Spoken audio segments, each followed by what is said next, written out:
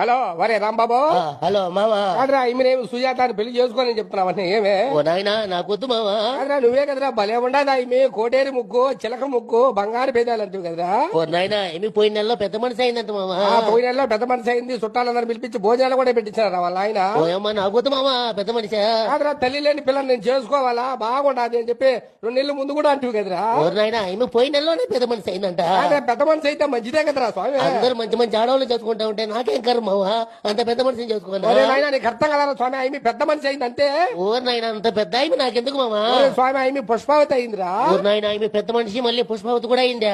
చంద్ర ఎట చెప్పాలరా స్వామి, ఆమె రజస్వరాలు అయిందిరా. ఓయమ్మా పెద్ద మనిషి పుష్పావతి రాజేశ్వరాలు ఆమె మన అవసరం వెళ్ళా మామా. మెట్టు తీసుకొని కొట్టాలండి పొద్దున్నే నేను. కాదురా ఆమె పెద్ద మనిషి అయిందని చెప్తా ఉంటే ఏమరా నీకా? అంత పెద్ద ఆమె నాకు గుర్తు మామ అని చెప్తా ఉంటే ఏమి నీకు? కాదురా మీ అత్తరు కూడా పెద్ద మనిషి అయినాకనే చేసుకున్నారా నాయన? మీ అత్త కూడా పెద్ద మనిషేరా? మా ఎత్త పెద్ద మనిషి అంటే 65 ఏళ్ళు ఉన్నా మా ఎత్తగా. కాదురా నువ్వు చేసుకునే ఆమెకి 18 ఏళ్ళు లేరా నాయన? 18 ఏళ్ళే పోయిన నెలలో పెద్ద మనిషి అయిందంటే అంటున్నా అని చెప్తున్నా. పోయిన నెలలో 18 ఏళ్ళ ఆమె పెద్ద మనిషి అయింది నిజమేరా? నట్టుండి పెద్ద మనిషి అయితే ఎవరు చేసుకుంటారు?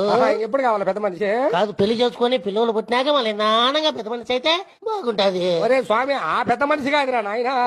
మంచి వయసు వాళ్ళు మంచి వాళ్ళు చూడు మామ ఆడవాళ్ళనే పెద్ద మనిషి అయిన